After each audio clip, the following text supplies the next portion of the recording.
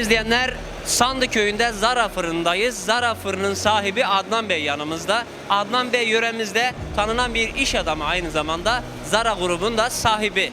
Adnan Bey, emmoğlu, seni tanıyabilir miyiz? Ben Adnan İbo, 1969 doğumluyum. Evli, 6 çocuk babasıyım. Bu fırını 2020'de kurduk. Yaklaşık 1,5 yıldır fail durumdayız. Allah'a çok şükür ekmeğimiz de şu anlık 10 köye dağıtım yapıyoruz. Peki Adnan Bey, üretimi kaç ton unla yapıyorsunuz? Kaç köye ulaşıyorsunuz? Bununla ilgili biraz bilgi verir misin? Şu an Ramazan'dan ötürü yaklaşık 2500 koli, yani 2 ton 50 kilo unumuz, bu 2500 lirada ekmeğimiz çıkıyor. 10 köye dağıtım yapıyor bunu. 10 köye yaklaşık dağıtım yapılıyor. Peki saat kaçta ekmek çıkmaya başlıyor? 11.30'da başlıyor. 3'te de ekmek çıkmaya başlıyor. 5-6'da dağıtım bitiyor.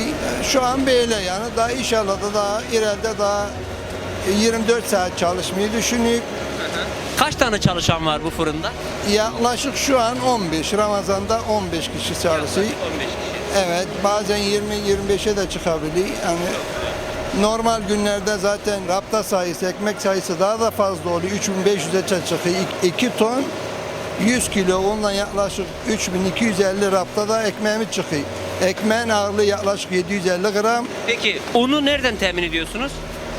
Çok şükür arkamızda AFAD var, Türkiye, Kilis valisi, Antep valisi, çok şükür bölgeden AFAD yardımıyla biz bu ekmeği yaklaşık 88 kuruşa 88 kuruş Türk parası mı? Türk parası, evet. Yani değerli izleyenler, 1 TL değil, ekmek 1 kilo değil mi ağırlığı? 750 gram. 750 gram ekmek 1 TL'den de aşağıda, 88 kuruş dedi. Çok güzel, bu da insanlara ucuz ekmek gitmesine. Tabii, ama bunun Türkiye'nin, Gaziantep'in, Kilis'in, valiliğin çok yardımı, AFAD'ın zaten onu beleş olmasına biz bu ekmeği böyle 88 kuruşa verebildik. Sadece işçilik parası alıyor. Şu an zaten un parası ödemiyor. Onun için bu ekmeği 88 kuruşa verebildik yani millete. Milletimiz şu an burada zaten savaş bölgesi. Daha millet ekmeğine yetişsin, daha ucuza alsın. Onun için biz de bu görevi üstlendik. Yapabilirsek ne mutlu bize. Çok güzel. Allah razı olsun. Değerli izleyenler, şimdi Zara fırında 15 kişi çalışıyor. Unumuz AFAD yardımıyla geliyor. Yani ücretsiz alınıyor.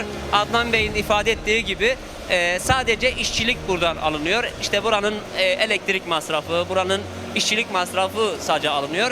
88 kuruş, yani 750 gram ekmek 88 kuruşa çıkıyor.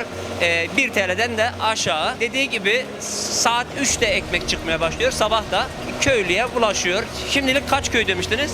10 köy. Şu an Bu ileride çoğalır mı? Tabii. İhtiyaç oldukça biz 20 köye çıkabiliriz. Daha da fazla dağıtım yaparız. Bildiğim kadarıyla yani şimdi de daha fazla çıkabilirsiniz ama bu köyde 2 fırın olduğu için Evet. bir kota var. İkinize de bir Tabii. kota konmuş. İkimize de yaklaşık 2 ton un verildi. 2 ton 50 kilo un verildi.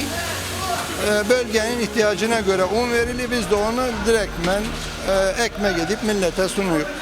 Peki. Teşekkür ederiz. Allah bol kazançlar versin diyelim. olasın, Allah İnşallah razı olsun. daha da 10 değil de 20-30 köyümüze, Çoban Bey'in bütün köylerine İnşallah, ulaşırsınız. İnşallah. Peki. İnşallah. Evet değerli izleyenler, gördüğünüz gibi Sandı köyünde kim derdi ki fırın olacak, kim derdi ki köylerimizde sıcak ekmek halka yetişecek.